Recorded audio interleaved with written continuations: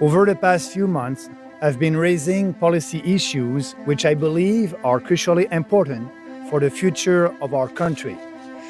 This is my job as a member of parliament. Moreover, it is my duty as a conservative member of parliament to contribute to debates and offer policy solutions from a conservative perspective. Otherwise, what is the point of being involved in politics? I am in politics to defend ideas, real conservative ideas, because I passionately care about the future of our country.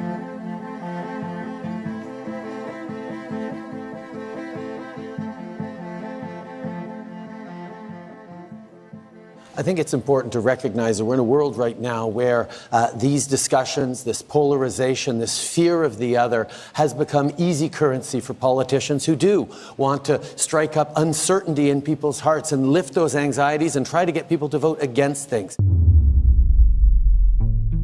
So Canada remains committed to the Paris Agreement, making major reductions to carbon emissions by 2030. The carbon tax, part of that overall effort. What's becoming clear is that this government does not have a climate plan. Their plan has failed to reach a single solitary greenhouse gas emissions target. Now it's not the birth rate, but immigration driving up the population, with a record 1 million newcomers landing last year, and millions on the way in the years ahead. World leaders, corporate giants, top academics, they're all coming together in Davos, Switzerland today. Trust into our institutions and particularly trust in our capability to shape a better future. Your gender is not dependent on what parts you were born with, but rather what you feel like in the moment. Where some public schools and libraries invite drag queens, some dress like horned demons, to read to young children. After a couple of minutes of this debate tonight, I think people can clearly see why I didn't think you should deserve a platform. For too long, Canadian politics has been hijacked by interest groups, cartels, lobbies, international organizations, corporate and union interests, and the interest of politicians and bureaucrats in Ottawa who are disconnected from ordinary citizens. We see it in the way the old parties try to attract voters and support, not by offering solutions that appeal to all Canadians, but by pandering to various groups and dividing Canadians into little tribes that can be bought with promises, privileges, and taxpayers' money. Nobody speaks for Canadians. Nobody speaks for the people. The billboards have popped up along highways across Canada. Say no to mass immigration, vote People's Party. Launching his campaign from his Quebec riding today, Maxime Bernier defended the billboards. We want fewer immigrants, a maximum of 150,000 a year. And, we're not for mass immigration. We are the only principled alternative. We are speaking the truth about the real issues that we have in this country. Immigration, taxation, that's important. And let's have these debates in this country, that's important. Canadians want that. And now is the time! The greatest threat to our freedoms in our lifetimes arrived in the form of tyrannical lockdowns, mandates, and ostracization of normal Canadians by corrupt governments across the country. We were not deterred. For 2 years, we protested across the country and fought back. Even in the middle of the darkness, we held on to our hope and faith.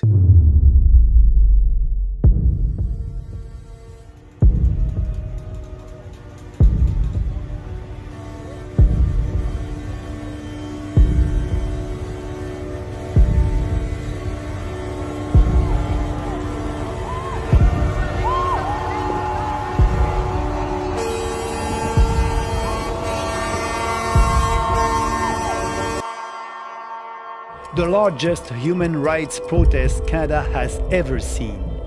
The most inspiring act of civil disobedience I have ever experienced.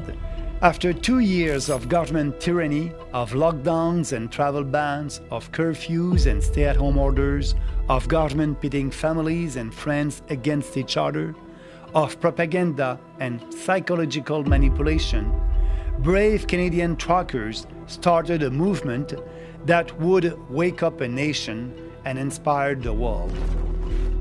Starting from the west and then the east, they made their way to Ottawa.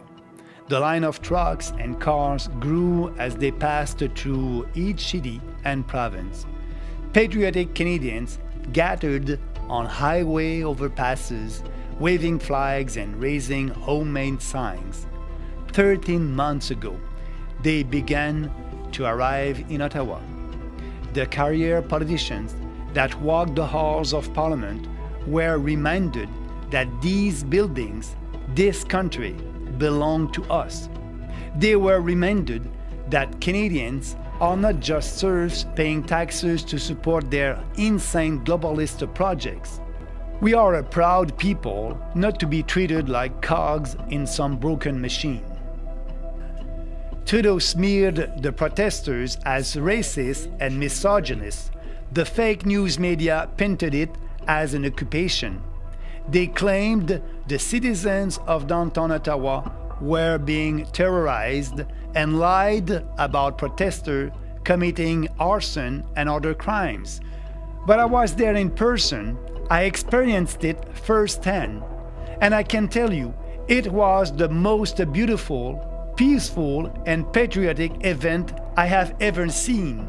After 2 years of misery and discrimination, of being separated from friends and family, there was a special sense of love and togetherness in the streets of Ottawa. People were proud to be Canadian again. But just as pride and patriotism was resurging in Canada, Justin Trudeau stumped it out like a campfire at the end of the night. Trudeau gave himself unprecedented powers meant to protect Canadians at times of war.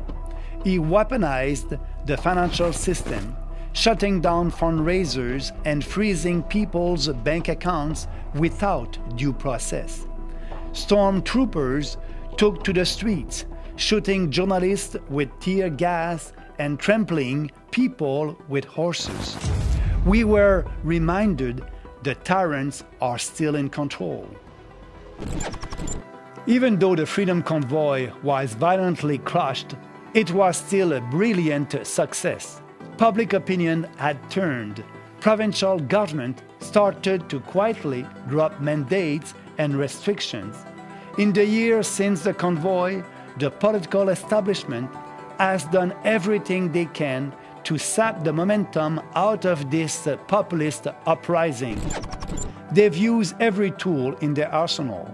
The corporate media are still vilifying protesters and preventing the other side of the story from being told. The courts have delayed important cases or refused to hear them. Trudeau made a mockery of the inquiry, appointing a former Liberal staffer as commissioner. Many Canadians that had woken up have been lulled back to sleep. We must not forget about what the tyrannical Liberals did to us, what the NDP and the Bloc Québécois enabled, what the Conservatives failed to oppose. We must recapture the fervor and passion of the Freedom Convoy and start fighting now to make change in the next election. Across Canada, this has been a day of protest, counter-protest, and even some confrontations over sex ed and LGBTQ rights. To insinuate that we might actually be spending time indoctrinating them is absolutely ridiculous. You know, we don't have time for this. We just want our children to be, safe, loved, cared for, and if there is a situation where a child is in danger because of their sexuality or because of their gender identity, then it is our job under the Charter of Rights to keep them safe. at the end of the day, we want to have a discussion. We want to establish a dialogue and say, listen, whatever is being taught to our kids, parents should have a right to know about that. It shouldn't take the strong arm of the government to have to come in and kind of force these things through. I think it's great that the education minister has made overtures towards that, and I would hope that both sides can get together and recognize that parents should be the final arbiters of what your children are learning in the classroom. You know, we are the People's Party. We are working for the people, and that's why I'm here. I'm here with the people, and we share the same cause, the same values, and the message is very clear today. Leave our kids alone. That's a simple message. What is happening in our school is not education anymore, it's indoctrination. We need to stop that. So, as you said, I'm a politician at the federal level. What can we do at the federal level?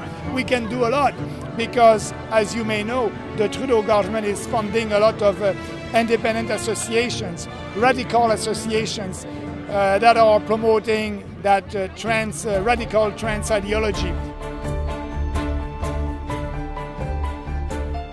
We can see how far we've come as a movement. We have shown resilience and strength. Our journey has been marked by determination and unwavering spirit. Today, we are confronted by many challenges. Our economy must be revitalized, our freedoms must be protected, and we must end mass immigration. It is imperative that we address these issues head-on with courage and conviction. We are embarking a new chapter in our history. I call upon every member of the People's Party to join me once again in this great project, the quest to make a better and brighter future for Canada. Together, we can forge a path of prosperity, freedom, and security. Let us not be complacent. Rather, let us seize this moment. Our potential is great. Let us combine our efforts and dedication to overcome all obstacles in our way.